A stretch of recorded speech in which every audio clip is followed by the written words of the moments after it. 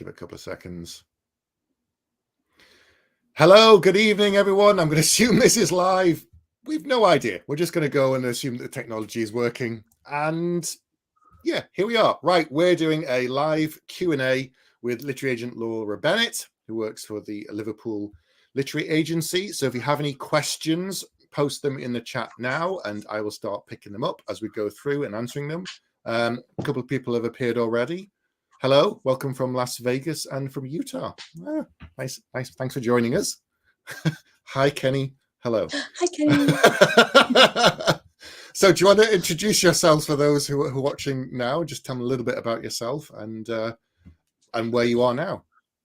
Yeah, so as Stephen said, I'm a literary agent. I'm from the north of England, Liverpool Literary Agency, which is a fairly new agency. Been going for about 3 or 4 years now.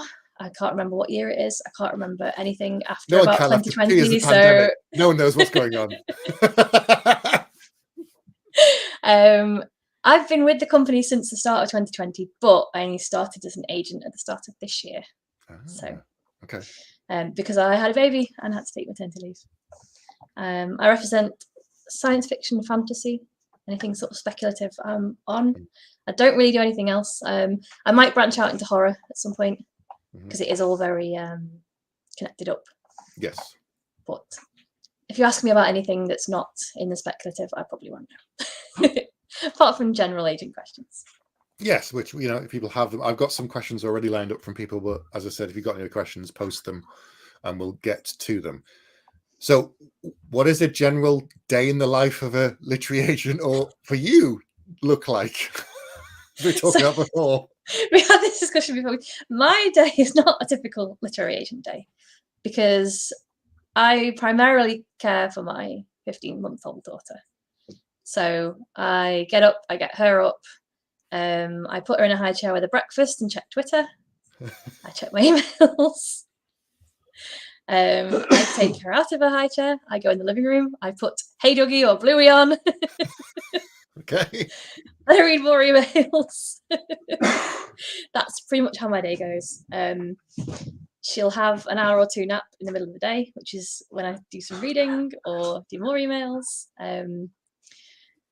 Sorry, my partner's just had a coughing fit and gone out. It's all right. On a kind of more serious note, yeah, it's generally reading emails during the day. I try and read some submissions when I have them. I'm quite lucky in that my partner and I live with my parents. So when my parents are around, I have someone to give the toddler to. So I'm able to have meetings with writers and editors.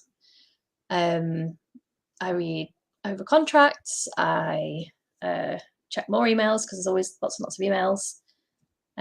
I'm quite present on Twitter, as many of you know.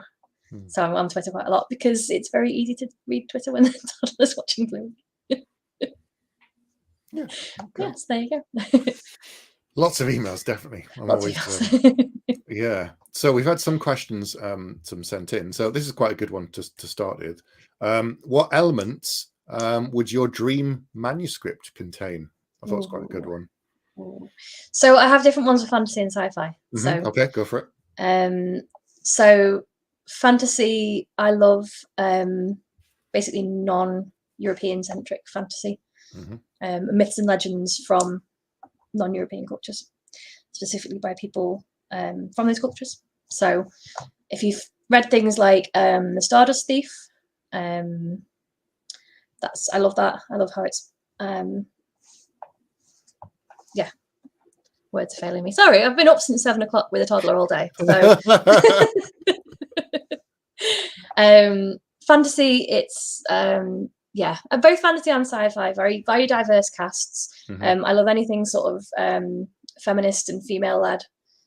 I think we still need more of that. LGBTQ, anything that's not the same old recycled sort of thing. You know, I can tell you some of my favorite authors if that helps. Yeah, go ahead. Yeah, sure. Like absolutely love Becky Chambers, Sonia Dean, this man here. Coming on the list. Neil Gaiman is absolutely just brilliant. I love the Expanse series. One of my favorite sci-fi ones. Both the TV series and the books. It would have been Game of Thrones if they hadn't ruined it. If he'd finished it as well, but whatever. I'll do this. I'm trying to think what else I've read recently. I'm currently reading Harrow the Ninth. So Gideon the Ninth, Harrow the Ninth. Really enjoying those. Right. Yeah. There's all kinds of things. Okay. Another question we had is, are there more agents interested in seeing fantasy than sci-fi? Is that kind of true? Is that because there's more? Is that because fantasy is more popular than sci-fi in general? Yeah. There's more publishers and more editors looking for fantasy, which trickles down to more agents looking for fantasy. I found there's a lot of publishers who aren't specifically science fiction fantasy publishers that want fantasy. Really? I've been contacted by a couple that I didn't think of as being particularly sci-fi and fantasy, and there's a lot coming up as well. There's quite a few new publishers that haven't had speculative fiction really on their list so much before that are acquiring it coming forward. So I think they've gone, hey, this is making loads of money. I would like a slice of this pie. Yeah. Do you think it's because the popularity of suddenly some of the biggest TV shows and films in the world, they've gone, hey, that makes a lot of money. We should be doing some of that. I don't know why fantasy is so much more popular than sci-fi. It's more mainstream, weirdly, in a way, I think. I think some of that, obviously, you can attribute to Game of Thrones. Sandman's done really well, hasn't it, on Netflix? Very well, yeah. To me, I felt like The Expanse should have been that for sci-fi because it's so good, but it just hasn't. It hasn't got into the mainstream in the same way as Game of Thrones did. I don't know why. This is the kind of thing that it's such grounded human stories, despite the fact that it's set in space, but it's also very local in some ways. There's no aliens in The Expanse. It's just kind of Belters, humans and Martians and Earthers, and that's it. So it's very much in a kind of local solar system, and so it's not as if there's anything radical. I don't know if there's still that kind of nerd stigma around sci-fi, which there isn't as much around fantasy, which is rubbish. But I don't know if it's because sci-fi tends to be more grounded in the science, whereas obviously fantasy it's magic. I don't know. It's hard to say. But you go into a bookshop and there's fantasy, sci-fi. So does that just make it that much harder to sell a sci-fi book versus a fantasy book to an editor and a publisher? Yeah, there's a lot less editors looking for sci-fi than there are fantasy.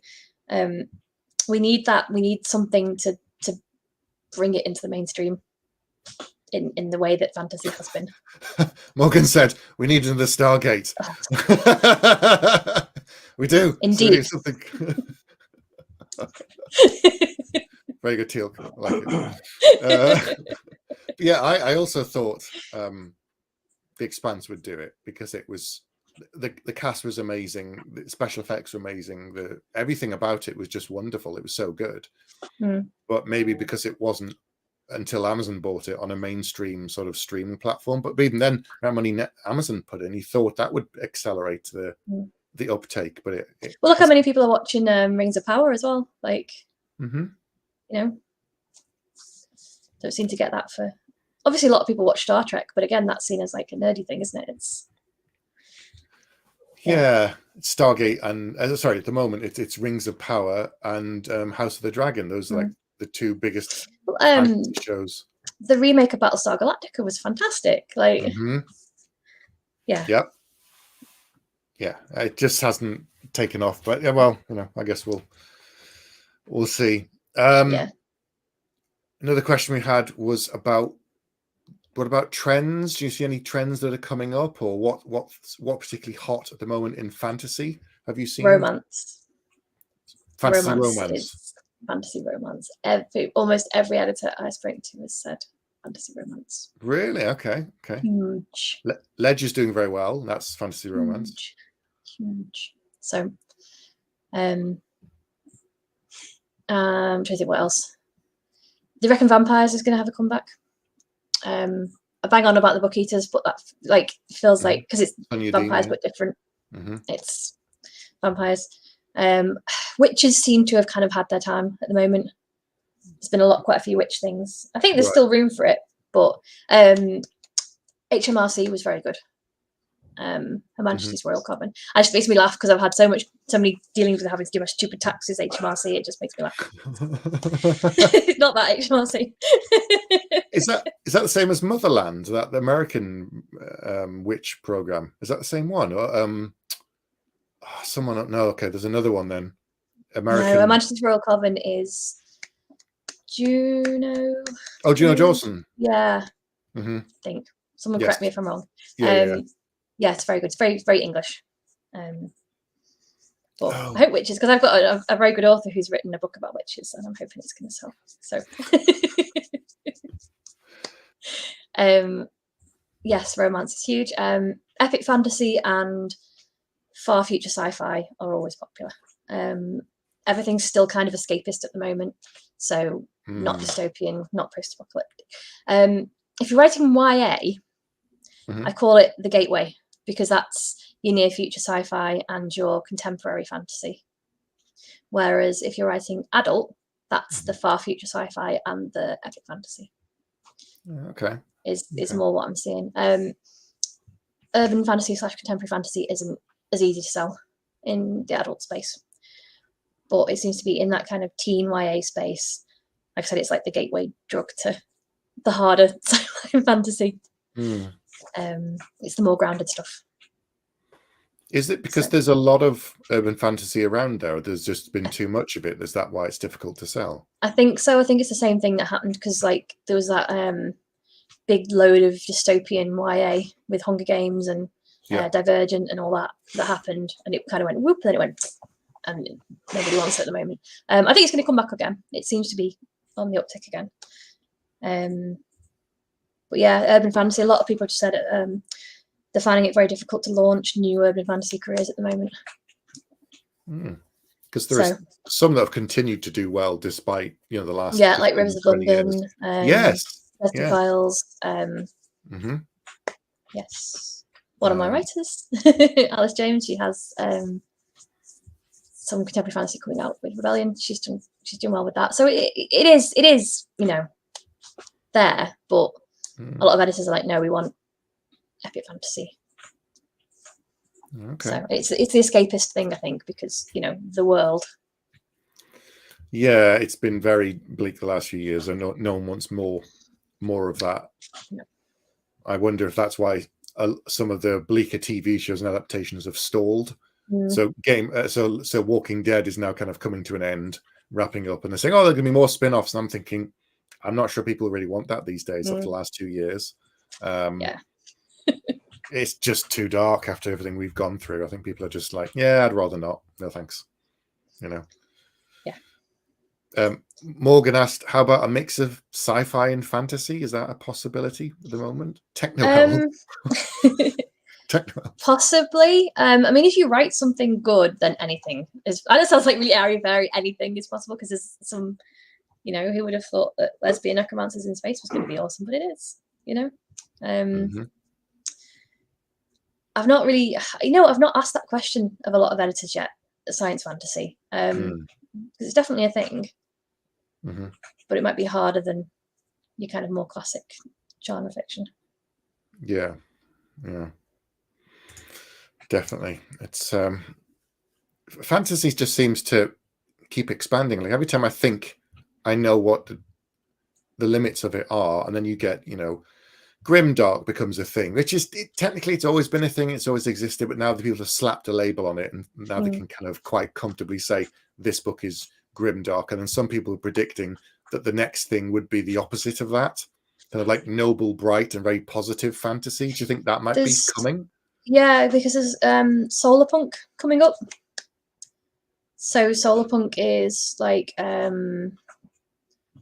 very positive, futuristic. Everything kind of So it's sci-fi rather than fantasy, but it's very hopeful. It's very like Monk and Robot, Becky Chambers. That's solar punk, because that's very the humans all kind of live in harmony with nature. It's all solar power. It's like the opposite of like cyberpunk. And then you've got like your lighter fantasy. I think that's why the romance fantasy is kind of coming up, because that tends to be, not always, but tends to be a bit more hopeful. Yeah. Okay. Kelly's asked, but I'm not quite sure what she's asked. She's saying, have you had a fall in the number of Grim or Dark? Oh, like have there been less submissions? I've had quite a few submissions, but it's a harder sell. Like I've had a few editors specifically say no grimdark, no dark fantasy. Interesting. So it's finally catching through on there as well. Okay. Okay.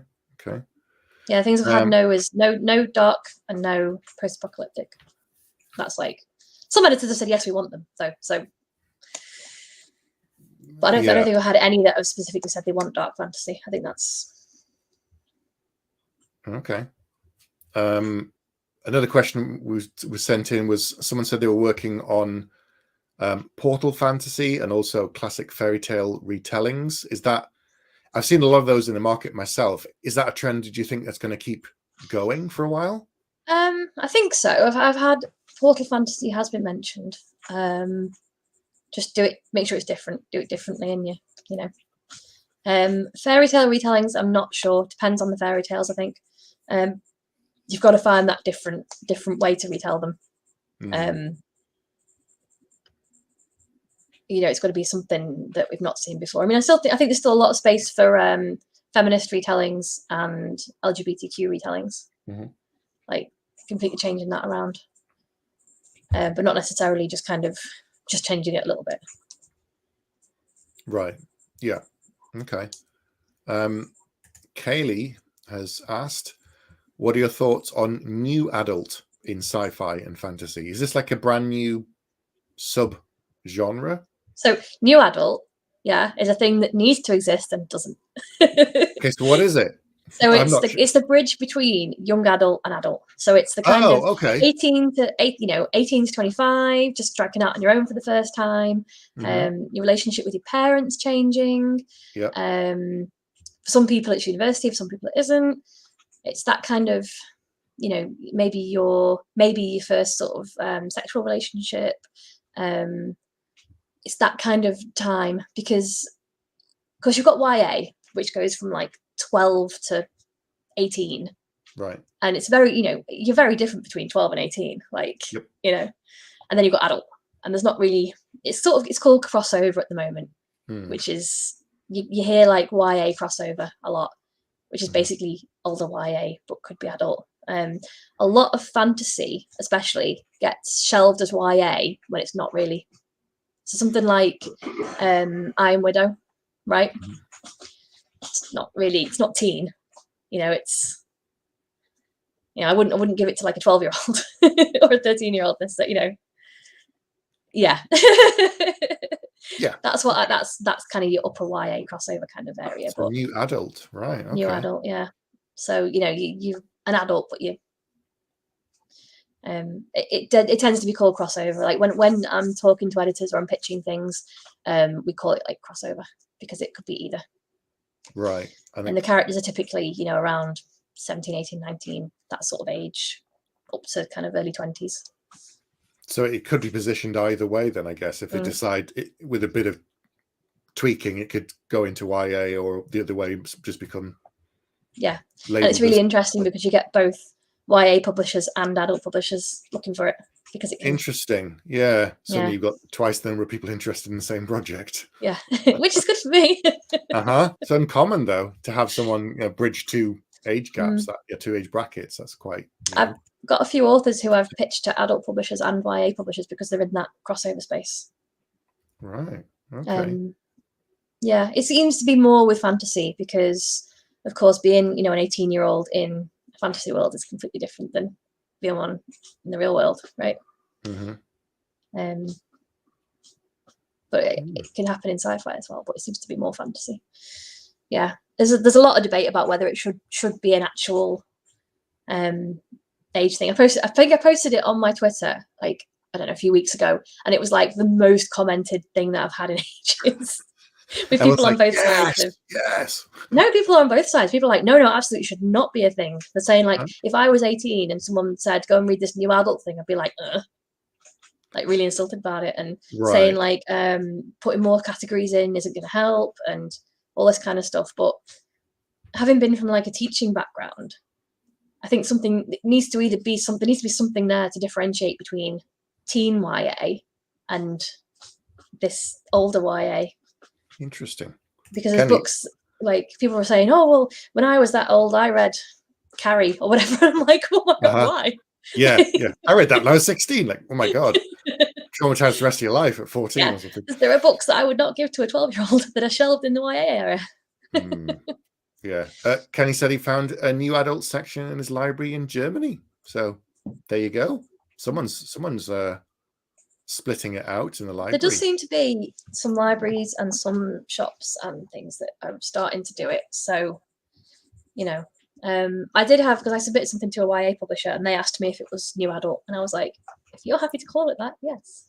Yes, is the answer. Do you think it's new adult? Maybe yes, then yes it is. It was pitched to me as new adult, but then I took that bit out because I was like, it's not a thing. I'm going to call it crossover, and then it's this blurry thing at the moment. Okay, all right, interesting. Question here from Leon saying, is it sci-fi fantasy if it's set in our galaxy with magic, multiple species, characters, and technology? Yes. That's science fantasy, I would say, if it's got technology and magic, if it's kind of like Star Wars. Yeah, because people are saying that's pure science fiction, and I'm like, well, there's magic, so surely it's science fantasy. Yeah. You talk about the technology of the ships and the laser swords and lightsabers and everything else, but then you get into the Force and all that sort of stuff, and it's like, don't go on about the midichlorians. We're not talking about that. No, we don't talk about that anymore. But I just suddenly started singing "We Don't Talk About Bruno" in my head, but like, I know it. Yeah, it's just so science fantasy. I'm trying to think of I think Christopher Rocchio does science fantasy. I think there's some of it. There is some out there. I think it'd be a hard sell. Again, but do it well enough, and because I mean, going back again to Gideon the Ninth and Harry the Ninth, that's got spaceships and technology, but it's got necromancy. So, but I think that's categorized as sci-fi, even though I'd argue that it's science fantasy, because unless there's something later on in the books that I don't know that explains the necromancy, the scientific method. Yeah. I was going to ask, actually, do you think Empire the Vampire is one of the things that led the charge to kind of possible for this resurgence of vampire books coming up? Because Jay Kristoff, that seems to have gone everywhere. Haven't read it, so possibly. I haven't read it either, but it seems to have been everywhere and been so popular. I wonder if that's one of the kind of the new wave of what was it called? Books. Empire of the Vampire. Empire. Oh, I have heard of it. Jay Kristoff. Possibly, yeah. See, I really loved First Kill on Netflix, and I can't believe they cancelled it, and I'm really mad about that because that was amazing. And I was hoping that was going to be like a resurgence, and then I was like, no, it's cancelled. Anyway, yes, possibly. All right. Book Goddess has asked, what you guys, does middle grade fantasy sci-fi follow similar trends as YA and adult? I don't know. I don't do middle grade. Okay. My kind of lower end of age is around 12, so the lower end of YA, and that's because the market is completely different for middle grade than it is for YA. So sorry, don't know. Okay. Middle grades, I mean, the books are so much shorter as well, obviously, for the age bracket. A friend of mine does middle grade, and if he broke 60k in a book, I'd be surprised. Probably doesn't even do that for middle grade. No, well, 60k is decent for a YA, like a teen level YA. Yeah. You're looking at about 60 to 80k for a YA, and the middle grade's less than that.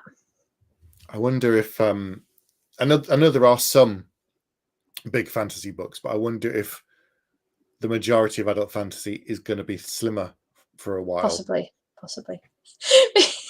So I was in Waterstones today with my partner, and I always check out what's on the table and stuff. And I picked up The Way of Kings, and I was like, "Do you want to kill a man?"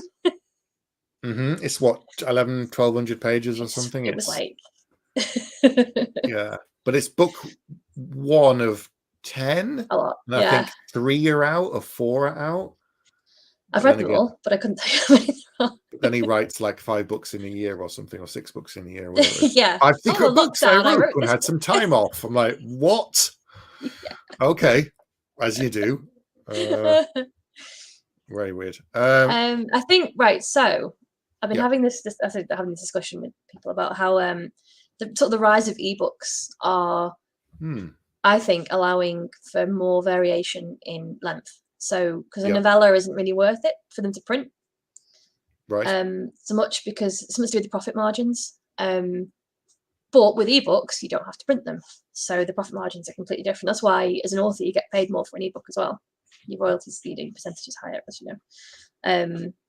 And it's not as much of a risk either. It's not as much of a risk for the publisher to do ebooks as it is to do print books. So they can play around with the lengths a bit more, and it is worth for them to do a series of novellas like Murderbot or Binti or something like that, because if they're doing, they can push the ebooks and they don't have to print them and take a risk on it.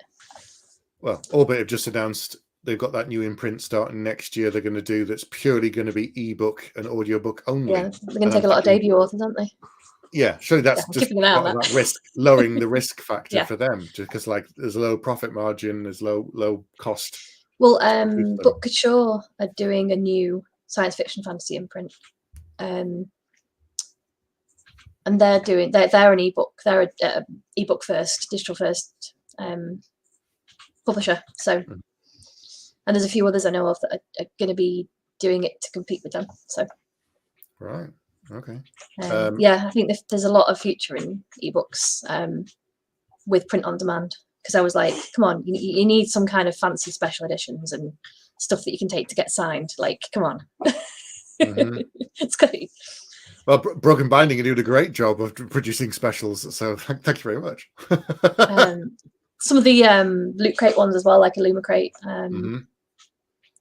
they do some really gorgeous, sprayed edges and all sorts. It's ridiculous. That's so good. Morgan asked a question. Is there much appetite for Viking fantasy books? Or has the trend died with the TV show and that kind of thing? I wonder. I've not heard them mentioned at all. So. Oh, okay. Either way, I haven't had anyone say no. I haven't had anyone say, "Oh, I'm Viking books." Like. No one's brought you any recently, then. Yes, but. They haven't. I want to say they haven't been. The writing hasn't been quite up to the standard that. Yes. Yeah, I don't ever want to say that they're not good enough, because a lot of the submissions I get through are brilliant. They're just not necessarily what I look for, or they're not. They need a little bit more polishing, or something like that. Okay, fair enough.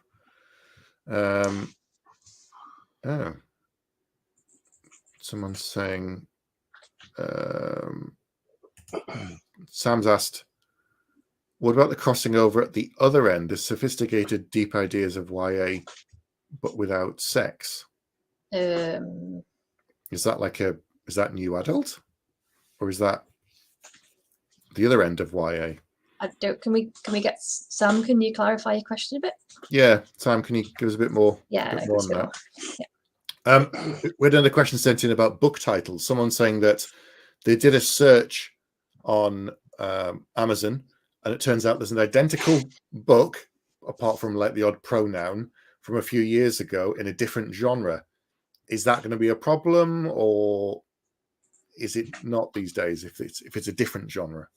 Identical as in just the name of the book? Yeah, the book title. So no, I mean, you quite often get your book title changed.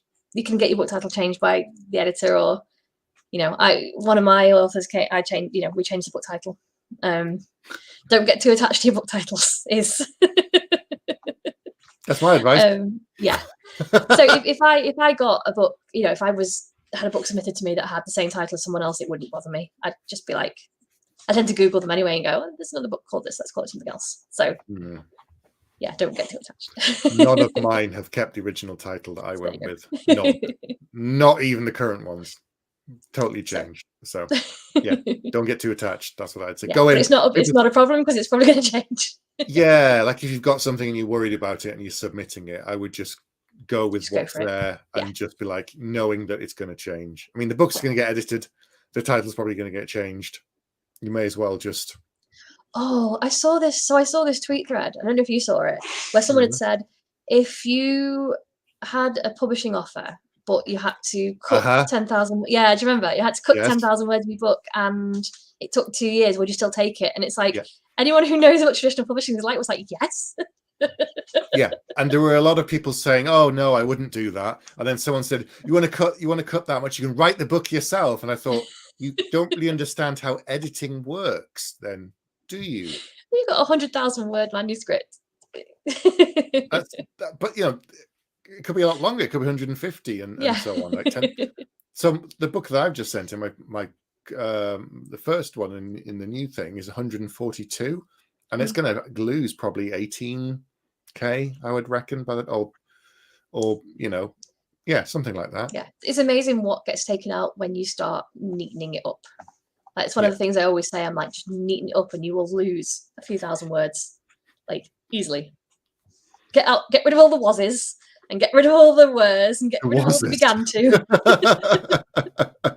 You're like, he was doing this, or That's always one of my top tips when anyone asks me about editing. I'm like, don't say he began to do something, just say he did it. Don't say he was walking, just say he walked, and you will get rid of like several thousand words. There you go. Keep it nice and short. Keep it lean. Okay, here's an interesting question from is labeling a what if science filled story as speculative fiction a better option over general science fiction or sci-fi thriller? A what if science filled story. See, I don't tend to label stuff as speculative fiction, because to me speculative fiction is just that massive umbrella of anything that's, like you said, a what if. I'd say it's better to make it as specific as you can. Know where you're sitting on the shelf, know who your comparative titles are, know exactly. So, but you normally have comp titles anyway in your query or cover letter, you'd say. I always have a big thing about comp titles, because I think people stress over them too much. Don't stress too much over your comp titles. Find ones that fit specific themes. Don't worry about fitting to your book. Don't worry about it having to be perfect. Just say, okay, it's got the friendships of this book. It's got the, enemies to lovers romance of this book. It's got the vivid fantasy world of this book. Pick out the most important things about your book and find comp titles for those. Don't try and compare your novel to someone else's novel, because it doesn't work, because it's your novel. It's not their novel, it's your novel. So people always like, I can't find anything to comp my book to, and I'm like, just pick out a few elements and comp those kind of, and stay in the genre if you can. Right. Does it have to be, would you reckon, to be a more recent book as well that they're comparing it to? Because some people are like, oh, it's like Isaac Asimov's I Am Robot. And you're like, really? No. Just more current. Yeah. When I'm pitching to publishers, I might try and make sure it's in the last 2 years. If you're submitting to agents, try and keep it within the last 4 or 5 years, I would say, at a maximum. Okay. Don't do Hunger Games. Everyone does Hunger Games. Or Lord of the Rings. Don't do Lord of the Rings. No.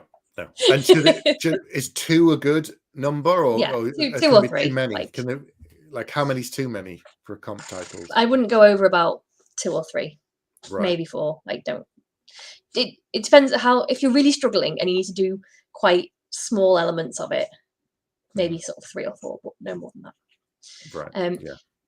One of the really good tips I was given from one of the editors that I spoke to, he said, look at the 2-line blurb that you get at the start of Amazon things. So, it has like, if you're a fan of this and this, you will like this, whatever it is, full of this and that from this debut author. Like, try and write yourself one of those.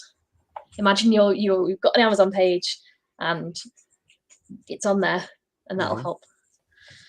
Think what authors, if you like these authors, you'll like me. That sort of thing. Yeah, that's good. That's a good one. Here's a question for you, actually. It said, Kenny's asked, what inspired you to become a literary agent? I needed a job. No. Yeah, It was excellent. Kind of. 2020. Yeah. So, okay. All right, we'll go all the way back to when I was 18, and that was a long time ago. Don't ask me how long. Wouldn't ask a lady her age. 20 years. So you go back. I did a degree in creative writing, right? I was either going to do, so I randomly got accepted to do zoology, biology, paleontology, and creative writing. Okay. Wow, what a combination. Because for my A levels, I did English, geology, and biology, right? So, but I decided to do creative writing because I'm insane. Did my degree, went, what do I do now? All the publishing jobs are in London. Not going to make any money as a writer yet. So I became a teacher, right? Okay. Did my teaching degree. Worked in a college for a couple of years. Then I took 2 years out and did my MA in writing. Finished my MA in writing, went, what do I do now? All the publishing jobs are in London. Went back to working in a school. Got to 2020. So I actually suffered quite badly with work-related anxiety. I'm not sure what it is. I think there's something undiagnosed there. At some point, I want to try and get diagnosed for ADHD. So I think it's some sort of anxiety, something there. Yeah. We don't know exactly what it is. I say I don't label myself it because I don't know what it is. Fair enough. So there's something. I had quite bad panic attacks when I was teaching. So when I was teaching English to the construction engineering department of a vocational college. Right. So these were lads who were only about 7 or 8, 5, I think I was like 22 and they were like 16, 17. So they had no respect for me whatsoever as a teacher, as an authority figure. Yep. Didn't want to know what I was teaching them because they'd failed their GCSE English and were like, why do I need it if I'm going to be a bricklayer? So that was the attitude that I faced every day. So I used to have panic attacks. I had all kinds of stuff. I was off ill, everything. Hated it. Super stressed. Left that job. Did my MA. Loved it. Became a TA in a secondary school. Loved it. Loved working with the kids. But again, I had periods of really bad anxiety and really bad stress. So I was like, I'm going to have to do something different. And I think part of it was not getting that creative fulfillment because I was too tired. Because the idea was the job was supposedly part-time because you finish at 3:10. But at 3:10, I'd just be like, because I loved the kids, but the kids I was working with were in a mainstream school, but autistic, ADHD, Right. whatever else. Loved them to bits, brilliant kids, but I had nothing left at the end of the day, just nothing. So I wasn't writing. So yeah. So at the start of 2020, literally my GP said to me, "Can you leave your job? That's the only thing that's going to help you right now." Yeah. And I could because I happened to have a little bit of money put away, and I was like, "Okay, I'll go and I'll do some supply work as a TA." So I went to some interviews and stuff, and they were quite impressed because I was quite well qualified. And then it was 2020, so I didn't get any supply work because all the schools closed. Yeah. So I'd done a bit of like private tuition, couldn't do that because, COVID. And I knew Claire, who's the director of the agency, because she came and spoke on our MA. And then a very good mutual friend of ours, she was saying she was looking for people to do editing work because it used to be an editing company before it was an agency. Right. And this good mutual friend said, "Hey, how about Laura?" So Claire and I kind of got in touch. I did some freelance editing work for her. And then she was like, "Hey, do you want me to train you up to be an agent?" And I was like, "Yes, that sounds amazing." Because it was something that I'd looked at. But again, everything was down in London and I didn't want to move to London. Yes. I'm a northerner. It's all my family up here. We like the north. Yeah. So that's the kind of convoluted. Okay. Yeah. And I've always loved science fiction, fantasy. I wrote, the first third or so of a fantasy novel for my MA that I will hopefully finish at some point. Possibly when the toddler's at nursery. Yeah. Once. Yeah. Yeah. Okay. So there you go. That's the. There you go. There's your. What definitely drives me now is wanting better representation, especially in science fiction fantasy, Mm-hmm. I think there's still work to be done. Yeah. So. Okay. Good question from Stephen here, saying on a scale of F to A, what grade does the English prose need to be for you to accept a manuscript, aside from other considerations? It's got to be good. Like, so at the moment, of course, as I've mentioned, I don't have that much time I'm not sat at my desk all day. I can't. If something needs a lot of editing, I can't do it. I need to be able, so my authors, I need to be able to give them editing notes and go, there you go and do your edits and then get back to me. And they've all been brilliant about that. I couldn't have someone who I had to do a significant amount of line editing with. I just don't have the time. I've done it. I can edit kind of a novel in about two or 3 months, if that's all I'm doing. But I couldn't take on. They need to be at close to a publishing standard. I need to, when I read a submission, I need to be thinking this could be a published book with a little bit of polishing. Right. Because I get so many submissions and so many things to read. I would love to take on someone who had the idea and had the voice there and needed the work, but I just don't have the time. I'm hoping that's maybe something I can do in future. We've done things like that before with the company, but I don't think Claire would mind me saying, like, both of us, like, I'm on Universal Credit, Claire's got a part-time job. Because we've only just started as an agency, we're not there yet where we can do it full-time. So that's the aim, and it's quite funny because I've got my Universal Credit meeting tomorrow, and he's going to go, so what are your plans for earning money in the future? And I'll be like, well, let's see how things go. Yeah.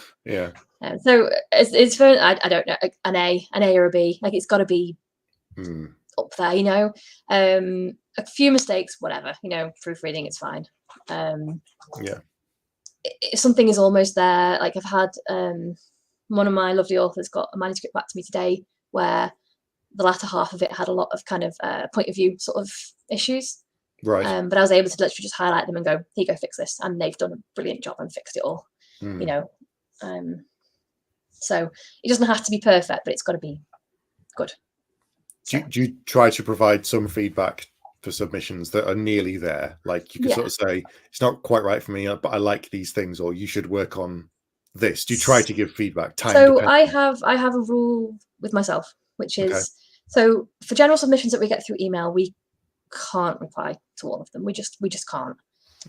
But if I ask for a submission, so either from doing a one-to-one or a Twitter pitching contest, I give feedback. Even if it's just, this isn't quite right for me, which I hate doing. I hate doing that. It's not quite right for me. Like, it doesn't help anyone. Like, I hate it as much as you guys do. Like, seriously. Or if it's just like, you're not quite there yet, you could do a bit more editing. I already have something like this. I if I've asked for it, I feel like it's polite for me to, to give some kind of feedback. Which is why, like, in the last pitching contest I was looking at, I literally just liked one person because I was like, I don't have time to look at lots of things, so I was really picky because I wanted to make sure that I didn't ask for loads of things and then not have time to give feedback. That's like my personal rule. Sam said he was wondering if there's a crossover from 12 to YA. Maybe that. So, doesn't YA kind of go from 12 to 18? Yeah. So I think middle grade is 8 to 12, and then YA is 12 to. So if you have something that's for like 11, 12-year-old, it is kind of that middle grade YA. It depends on the themes and the setting and the characters as much as anything else. So if you have a novel that's about, when I say primary school, I'm trying to think what the equivalent is in America, middle school. Someone tell me what the name of where you are when you're like 10. That's going to be middle grade. Whereas if you've got one that's about secondary school, high school, that's going to be YA. It's also about the setting.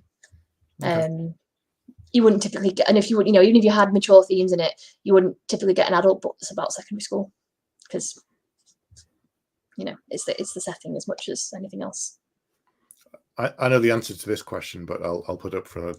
So how common is it for UK agents not to accept submissions from non-UK writers? Or I guess I mean to accept from non-UK as well. Most agents, it doesn't matter where you're from.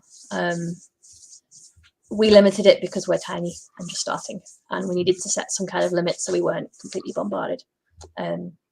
So an agent who I talk to via Twitter and who I get on with really well, she opened for submissions for about 2 weeks, and she had 1,000 submissions in 2 weeks. Wow.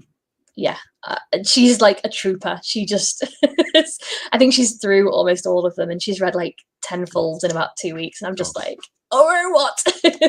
That's a machine. That's Juliet level of machinery. I can't do that. That is intense. Yeah. It just depends on the agent. So when I reopen, I'm reopening. So we were just the north of England. When I reopen, I'm going to be UK and Ireland, but what we call solicited queries from anywhere in the world. So if I ask something, it could be from anywhere in the world. Yeah. So things like the Twitter pitching contest and the one-to-ones and the anything like that, where it's not just a cold submission. But I think quite a lot of UK agents are open to. Yeah. So my agent Juliet has clients in America. So Andrea Stewart, Boneshar daughter, she lives in America, and there are other clients with Juliet that also don't live in the UK, so they don't have to be. And I know it goes the other way as well. There are some American agents who have UK clients, so it's not dependent most of the time with most agencies on you have to be in the country to be accepted or to submit to them. I know that's true. So we limited it just because there's literally 2 of us reading submissions. All sci-fi fantasy submissions, it's me, and I can't handle a lot of submissions. If I'd have opened to the whole world, it would have just been like too many, way too many. So hopefully we'll gradually, expand, but we had to start with a limit. Well, you got to start somewhere and gradually grow. Yeah. Interesting question from Morgan saying, do you prefer third or first person, and is there a trend in the market for this? Don't know about trend. No, I wouldn't say there's a trend. I like either, as long as it's well written. Yeah, I mean, I can go on about, because third person omniscient used to be very common, where it was not any particular character's head, and it was a bit more open. I think that used to be more common in science fiction fantasy, like in older books, but you don't really get it nowadays so much. You tend to get close third person, which is where you're in a character's head, and quite close to them, and obviously first person is I. I think you get both. Second person is the rare one. And now again, reading Harrow the Ninth, I have a book I can point to and go, this is second person. Yeah, I don't think I've read any second person. I think that kind of... There's a book called... Is it Halting State? Yeah, it's second person you normally find, obviously, in choose your own adventure books. But there are a few novels out there in second person, but I find them harder to get into. But in terms of first and third, no, either. Okay. Stephen saying, is there still a market for dark fantasy? I wonder. Interesting. Yeah, it's not quite as popular as it used to be. Yes, possibly. Right. It just depends upon the book, and it depends upon the story and what it is. Right. Okay. Well, there you go. There's your answer. You call yours dark fantasy? No. Mine's not grimdark. It's not brittle or savage or destructive enough. Most people label it epic fantasy. Some people label the newer one sword and sorcery, which I get, but having done 6 books with the word mage in the title and then 2 with very little less magic, I wouldn't call these 2 sword and sorcery. Those 2, no, not really. Yeah, I've probably gone with epic fantasy. Yeah, I think that's what they get labeled as, epic fantasy, because it's very much not our world, and there is some darkness in there, but it's not nearly as dark as perhaps. So I'm looking at sorry, Steve. I'm looking at comments. Stephen striking through my name. Yeah, sorry. I hope to open to worldwide at some point. Yes. Yes, he's saying yes because you can scribble it out if you want. I don't mind. There you go. Gone. Okay. Zuel's asked a question: should they mention their disability in query letters, because it sometimes affects how long they take to get something done, or should they not mention it? Whatever you're comfortable with, honestly. If you're comfortable putting it in your query letter, put it in. If you'd rather save it for the call, save it for the call, because that, you know, the call isn't a guaranteed you will be accepted by this agent for either of you, because you might be like, no, actually they're not very nice, you know. So it's whatever you're comfortable with. There's no, you know. Yeah, fair enough. I think anything like that, anything that's like disability or sexuality or gender, anything like that, if you're comfortable, put it in. If you're not, you know. Okay. Do you want to talk about some myths? Some myths that you've heard. Bust some myths. Come on, what are some of the most ridiculous myths that you've heard about traditional publishing? Because I love breaking and busting some of these ones. Well, we talked about that, cutting stuff from it. 10K. We get called gatekeepers a lot. Agents get called gatekeepers a lot. It's like, no, that's not what we're doing. So, as the story I was telling you about the agent and Kenny, I think you know who it is. Like, yeah, I think you do know who it is, because she's quite present on Twitter as well. Times that by 10, and that's probably what publishers would get if there weren't agents and they just couldn't do it. Yeah. You know, it's hard, and it is ridiculously hard, and I genuinely feel for every author that's putting themselves out there. Like, it's horrific. And I try and do what I can to make it better. And I think most agents would. I don't think any of us we don't kind of sit there going, I'm going to do some rejections today. Like, it's horrible. It's horrible. I hate rejecting people. I wish I could take everyone on. And I wish I could sit and go through everyone's book with them and help them with it. But, you know, we're not gatekeepers, but that's not what we're here for. We're here to try and help authors and publishers, you know. It's quality. This is it. I've talked about this in a couple of videos. The fact that there has to be some level of quality control from the agents, and then of course from the publishers themselves. They don't have the time. I know people look at the big five and say, oh, they're these huge publishers with masses of money and all the rest of it. But having worked with one of them, when I worked with Orbit, you know, that it's a huge part of the Hachette group, but then Orbit is quite a small team of a much larger thing. And then that small team is doing, I don't know, 50, 60, 70 books a year. And then so many editors got split that between sort of 3 editors. And then it just kind of, it starts to break it down. You realize how long it takes them to do everything and do an edit. And then you're like, yeah, this is why it can take 1 to 2 years for a book to come out, even with the big publishers. And then whilst they're working on that one, they're working on next year's, and then they're trying to gather stuff for the year after. So I know self-publishing is so much faster. I know it is, because you can turn a book around in 3 or 4 months, hire an editor, pay them, they do it, do the cover, and you get it out, and then you start on the next one. But I don't have the skills or the time or the patience to do any of that stuff now. I'd rather work with someone who does that every day and leave them to do it and pay them to do that, do their job, and I get on with writing the books. That's kind of why I view it. And the thing is as well, even if an agent goes, your book is amazing, I'm going to try and get it out there. When we submit it, we might have to wait months for a reply.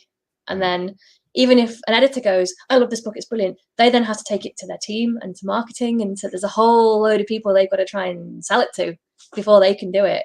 So it's a process. It takes a while. And I know a lot of agents and a lot of editors read submissions in their own time. They're not reading it on their paid time. No. Because on their paid time, they're editing and they're doing contracts and they're doing marketing, and they're doing all their emails. many Basically. emails.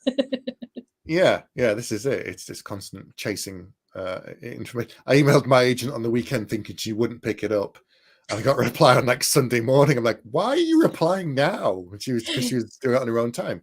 I reply to. I've sent people things at the weekend because I'm like, you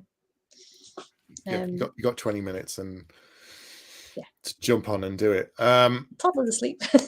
Toddler's asleep. Yeah. Kenny's asked, do you prefer character or plot-driven stories, or a mix of both? A mix of both. Obviously, we need a plot there for something. Something has to happen. But I was having this. I was thinking about this today because one of the books that I'm sending out on submission is a literary book, and I was thinking of the differences between literary and commercial fiction. Right. And for me, literary fiction is more character driven and commercial fiction is more plot driven. Which may or may not be completely accurate, but that's how I see it. So it's good to have a mixture. Obviously, you need good characters, even in a very plotty book, and you also need some sort of plot in a character-driven book. But the plot can be the characters. It can be the self-discovery. It can be the growth. It can be the relationship. It can be, it's like the the high stakes versus low stakes kind of. Something like that. There's got to be a healthy mix, but whether it skews one way or the other, I'm quite happy. What other myths then have you heard recently that have wound you up? Because I hear them all the time whenever I do, and I have a good rant, a good salty video every now and then. I don't know. Hit me with one, and I'll talk about it. Go on. I think you hear them more than I do.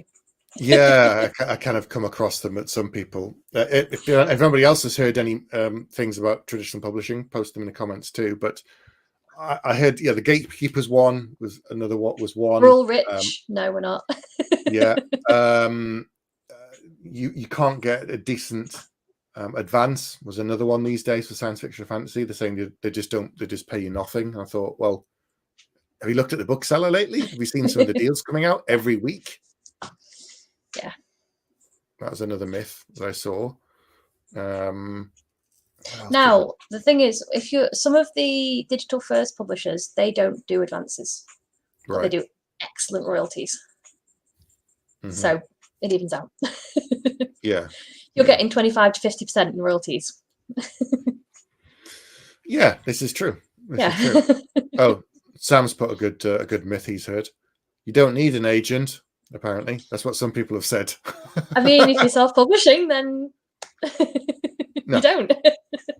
No, and there are some smaller publishers that will take you on without an agent, but I know some have even had open submissions and then have advised the person to get an agent. So Gollancz did an open submission. It must have been 4 years ago, 5 years ago, and at FantasyCon last year. Marcus Gibbs was talking about this, and he said we found a couple that we were quite interested in the submissions, and we talked to one of the authors, and we actually said, okay, we're going to put your name forward to a couple of agents, and we want you to approach these agents on our behalf and say that we're interested in your book, because they knew it would be easier to work with this author with an agent than without. And I was like, I think part of our job is looking at contracts. So we can look at a contract and go, this thing's good, this thing's bad, this jargon means this, fix it. Yeah. Or if an editor, and hopefully not, but if we have talked about this before, won't we? If an author and an editor have issues of any sort, the agent can kind of mediate, can stand, champion for their authors, and they can step in and they can help sort things out. So the author's not having to do it directly. And that's what we're there for. We know how to do these things politely. Yes, this is it. It's difficult conversations that you don't want to be having. So I did an event a few years ago in France, and I was talking to some authors there, and there were no literary agents in France, which I found terrifying. That they had some of the authors I was speaking to, they had to do it themselves, and I'm like, oh my god! So they had to learn about all the contract stuff. I'm like, I don't know how to do any of that. I just wow. it's extra work in addition to writing. And as you just said, having a life and having a family and day jobs that most authors have. Yeah, on well, top this of is that. something I had a discussion with one of my writers who was like, I don't want to be approaching all of these publishers. I don't want to be spending half my day writing emails and submitting things to publishers and whatever. I just want to write my book. Yes. You know? Yeah. That's. I've spoken to this at FantasyCon. I was talking to a couple of self-published indie authors like Ryan Carhill, and I'm saying, like, yeah, I want to be doing the time, spending the time actually working on the book. He's doing it full time. He's doing very, very well, and he can dedicate himself to that. But I've got a day job too, so it's just a matter of time I can dedicate to writing, really. I think that's something a lot of writers as well don't realize. It's once you're published, you're not necessarily going to be able to make it your job. Mm-hmm. You might have to have a day job as well, or a part-time job, or it's Mm-hmm. only the very kind of the lucky few that not all writers get to the point where they can just write full time and earn enough money writing full time. Unfortunately, I would love it if they could. It would be great. Yeah. But if you have an agent to do all the grunt work, you get on with the creative bit, and we do the annoying bits. Yeah, definitely. So do you think next year you're going to open up again for submissions? Is that the plan? Yes. So my plan at the moment, I've got about 10 full manuscripts to read, and it takes me a little while. I've got 2 books that I'm getting out on submission from 2 of my authors over the next couple of weeks, and then I'm going to dive back into the fulls that I've got. And I'm going to try and clear all of those off. I want to get all of those cleared before I reopen. Mm-hmm. And publishing basically shuts down in December. Christmas. Yeah. So November, December, I'm going to clear all the queries I've got, all the outstanding queries I've got, and then hopefully open up again, hopefully by February, I would say. I took on a lot of writers this year for an agent. I took on 10 writers this year, and I might take on another 1 or 2. Yeah, because I was starting from nothing, right? Yeah. And I wanted to build up a nice group of people who I could get out on submission and get, and some of them I said, listen, even if this book doesn't sell, this is the book that's got you an agent. Your next one might sell, Mm-hmm.